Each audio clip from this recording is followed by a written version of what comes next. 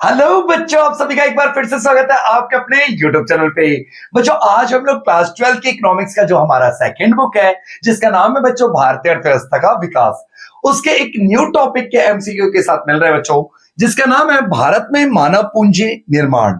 बच्चों, human capital formation in India बहुत ज्यादा इंपॉर्टेंट चैप्टर है आप लोगों का बच्चों। और आपको पता ही है, जैसे कि हमारी एमसीक्यू सीरीज चल रही है लगातार, इस वीडियो के अंदर हम टॉप, यहां पे लिखा तो बच्चों 15 है, मैं बता दूं आपको 16 एमसीक्यू क्वेश्चंस को पढ़ेंगे। अच्छा, जिन बच्चों, ये वीडियो उन बच्चों के लिए ज्यादा स्पेशल हो जाती है जिन बच्चों ने कुछ भी नहीं पढ़ा है। अगर बच्चों आपने कुछ भी नहीं पढ़ा तो आपका हमने क्वेश्चन को इस तरह से डिजाइन किया है कि आपका चैप्टर पूरा का पूरा इसमें रिवाइज भी हो जाए। ठीक है बच्चों, तो वीडियो को अंत तक जरूर देखना। और हाँ, एक बात और सबसे पहले बता दूं, पूरे यूट्यूब पे बच्चों हिंदी के बच्चों की बहुत शिकायत होती है, हिंदी में इकोनॉमिक्स का कंटेंट सर बहुत कम है। तो बच्चों, आप लोगों के लिए हिंदी का कंटेंट लेकर के हम लोग आ चुके हैं। बस यही आपसे उम्मीद करते हैं कि आप लोग हमारे सपोर्ट भी कीजिएगा। जैसे प्यासे को पानी दिखते ही वो पानी पीने लगता है, वैसे ही बच्चों आप लोग भी, मैं उम्मीद करता हूं कि हमारे इस वीडियो को बहुत ज्यादा सपोर्ट कीजिएगा। ठीक है बच्चों, तो चलिए वीडियो को शुरू करते हैं और भारत में मानव पूंजी निर्माण के बच्चों इंपॉर्टेंट क्वेश्चंस को पढ़ते हैं। बच्चों, पहला क्वेश्चन क्या है? हमारा पहला क्वेश्चन है आज का, समय के एक निश्चित बिंदु पर एक राष्ट्र की कौशल और विशेषज्ञता के भंडार को क्या कहा जाता है? बच्चों, एक निश्चित समय में, एक फिक्स टाइम पे जो एक देश के अंदर जो कौशल होता है, कौशल का भंडार होता है, उसे क्या कहा जाता है?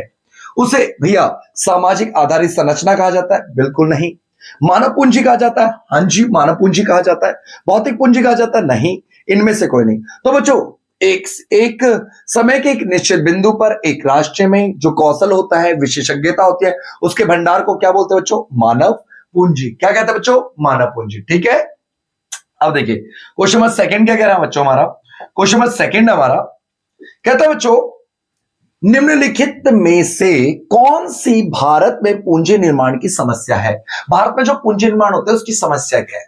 बच्चों, पूंजी निर्माण का मतलब क्या होता है? भाई कौशल, कौशल टैलेंट वाला फुल व्यक्ति, लड़का या लड़की जो होता है जिनके अंदर कौशल होता है, और इसको कौशल को बढ़ाने के लिए क्या क्या चीजें चाहिए? पैसा वैसा चाहिए, नॉलेज वगैरह चाहिए भैया। प्रतिभा प्लान एक चुनौती है क्या? हाँ जी। पढ़ाई लिखाई कर लिया आपने इंडिया में, अब जब देश को देने की बजाय अपने कौशल और विशेषज्ञता को आप चले गए भैया विदेश, तो इसी को कहते हैं बच्चों प्रतिभा प्लान, ब्रेन ड्रेन। सेकंड क्या कह रहा है बच्चों? निम्न शैक्षणिक मानक। हमारे यहाँ पे क्या इंडिया में ना बहुत शैक्षणिक मानक बहुत निम्न है। पेपर में पास कर देते 33 नंबर पे और कॉलेज में एडमिशन लेंगे 90+। शैक्षणिक मानक बहुत निम्न है। ठीक है, सस्ते वाले को पास ही क्यों कर रहे हो भाई? सीधा बोलो ना, 90 वाला पास हो। ठीक है, सी है बच्चों जनसंख्या में वृद्धि। अब देखिए, मान लीजिए बच्चों भाई आप लोगों ने भाई बच्चा पैदा कर लिया, 10-10 बच्चे पैदा कर लिए। अब भाई 10,000 रुपए कमाते हैं, 10 बच्चे पैदा कर रहे हैं, एक बच्चे पे 1,000 भी खर्चा करेंगे, 10,000 तो यही खर्चा मियाँ बीवी करेंगे।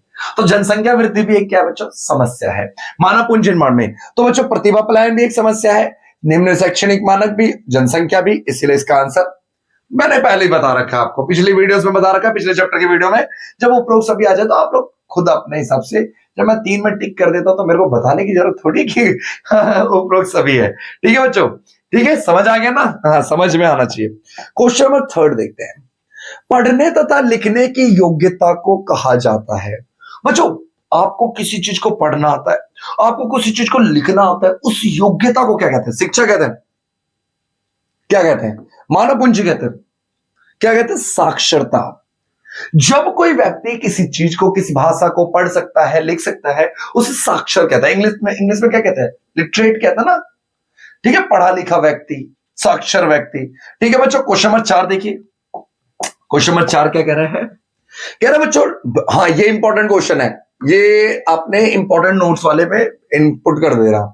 बच्चों, निम्नलिखित में से कौन सा संगठन उच्च माध्यमिक स्तर के पाठ्य पुस्तकों की सामग्री की रचना करने में संलग्न है? आप जो पढ़ रहे हैं 12वीं तक के बच्चे, आपकी जो भाई क्या आपको पढ़ना है वो डिसाइड कौन करता है? कौन करता है बताइए तो? एनसीईआरटी करती है ना। आपकी किताबों का सिलेबस क्या होता है कौन डिसाइड करती है? एनसीईआरटी करती है। तो क्वेश्चन नंबर 4 का आंसर क्या हो गया बच्चों? एनसीईआरटी। चलिए कमेंट बॉक्स में आप लोग बताइए बच्चों, एनसीईआरटी का फुल फॉर्म क्या होता है? ये आप लोग इसके कमेंट में बताइएगा मुझे, ठीक है। क्वेश्चन नंबर 5 देखिए, उच्च शिक्षा के मार्गदर्शन तथा नियंत्रण की जिम्मेदारी किसके पास होती है? इंग्लिश में शॉर्टकट में बोलते हैं यूजीसी, और हिंदी में बोलते हैं बच्चों विश्वविद्यालय अनुदान आयोग की। ऑप्शन नंबर सी, पांचवे का ऑप्शन नंबर क्या है बच्चों? सी है, ठीक है। यूजीसी, उच्च शिक्षा के मार्गदर्शन तथा नियंत्रण की पूरी जिम्मेवारी यूजीसी की है। हिंदी बोलते हैं बच्चों विश्वविद्यालय अनुदान आयोग, ठीक है। क्वेश्चन नंबर 6 देखिए, ये भी इंपॉर्टेंट क्वेश्चन है बच्चों, ये तीनों लगातार कंटिन्यू इंपॉर्टेंट क्वेश्चन है, अच्छे क्वेश्चन है, ठीक है। देश में तकनीकी शिक्षा संबंधित नियमों तथा अधिनियमों लागू करने की जिम्मेदारी किसकी है? बच्चों तकनीकी शिक्षा, तकनीकी शिक्षा क्या होती है? सुना है आईटी, सुना है आईटीआई, सुना है मैकेनिक वाले और उनके बड़े इंजीनियर साहब, है ना, जो तकनीकी टेक्नोलॉजिकल ज्ञान देते हैं, उनका कंट्रोल वगैरह की जिम्मेदारी किसकी है भैया? भैया राष्ट्रीय शैक्षणिक अनुसंधान एवं प्रशिक्षण परिषद ना, विश्वविद्यालय अनुसंधान आयोग नो, ये तो यूजीसी अपनी, ठीक है। ये रहा भैया अखिल भारतीय तकनीकी शिक्षा परिषद, इसमें आ गया ना तकनीकी, इसमें तो है ही नहीं, ये तो देखो डॉक्टर फॉक्टर बनिएगा तो ये बड़ी संस्था है, इंजीनियर बनिएगा तो ये वाला संस्था है, अगर आप लोग बीए बीकॉम नॉर्मल सादा वाला कीजिएगा तो ये रहा, अब पढ़ाई कीजिएगा एनसीईआरटी, ठीक है बच्चों। तो क्लियर हो गया क्वेश्चन नंबर 6। अच्छा क्वेश्चन नंबर 7 देखते हैं, क्वेश्चन नंबर 7 देखिए बच्चों, क्वेश्चन नंबर 7 भी अच्छा क्वेश्चन है। सन 2017-18 में महिलाओं की प्राथमिक संपूर्ण दर क्या थी?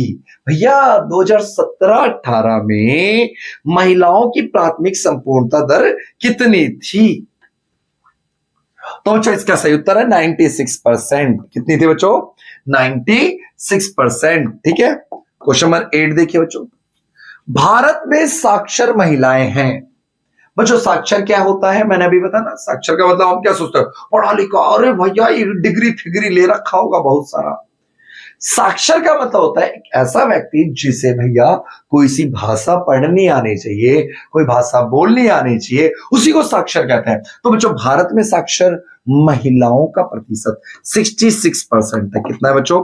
66। क्वेश्चन नंबर 8 का आंसर हो गया डी, 66, ठीक है बच्चों। क्वेश्चन नंबर 9 देखिए, भारत में साक्षरता दर सन 2011 की जनगणना के अनुसार लगभग है। 2011 की जनगणना के अनुसार भारत की साक्षरता दर कितनी है? तो बच्चों 60% है लगभग।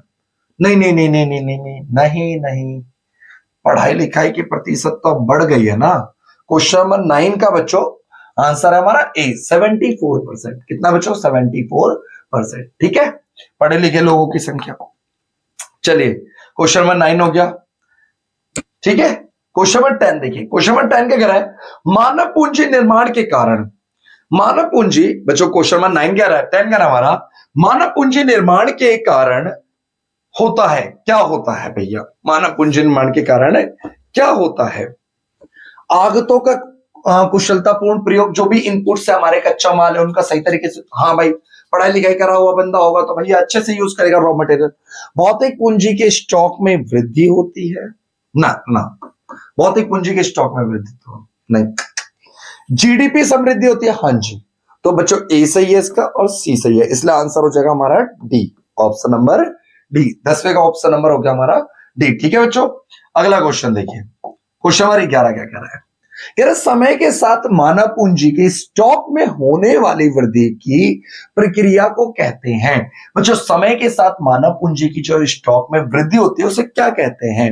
मानव पूंजी का जोड़ कहते हैं ना, मानव पूंजी निर्माण कहते हैं हाँ, मानव पूंजी वृद्धि कहते हैं नहीं, मानव पूंजी स्टॉक कहते हैं नहीं। क्या कहते हैं बच्चों? मानव पूंजी निर्माण। समय के साथ जो मानव कौशल स्टॉक में जो वृद्धि होती है उसको कहते हैं बच्चों मानव पूंजी निर्माण। क्वेश्चन नंबर 12 देखिए बच्चों, क्वेश्चन नंबर 12 क्या कह रहा है हमारा? क्वेश्चन नंबर 12 कह रहा है बच्चों, मानव पूंजी के मौजूदा स्टॉक में वृद्धि करने का निम्नलिखित में से कौन सा महत्वपूर्ण तरीका है? इनमें से कौन सा इंपॉर्टेंट महत्वपूर्ण तरीका है? शिक्षा का उपयोग, हाँ भाई शिक्षा का, तो शिक्षा को विकास करना होगा। दूसरा स्वस्थ और आय, हाँ जी। स्वस्थ पर उपाय है ना, व्यय कर सकते हो। नौकरी के दौरान प्रशिक्षण, हाँ जी। उपरोक्त सभी, ये तो मैंने पढ़ा है। मानव पूंजी निर्माण के लिए क्या क्या चीजें चाहिए भैया? शिक्षा पर खर्चा हो, स्वास्थ्य पर खर्चा हो, अब पढ़ाई लिखाई कर लीजिए, तबियत खराब है, मानव पूंजी निर्माण हो जाएगा जी।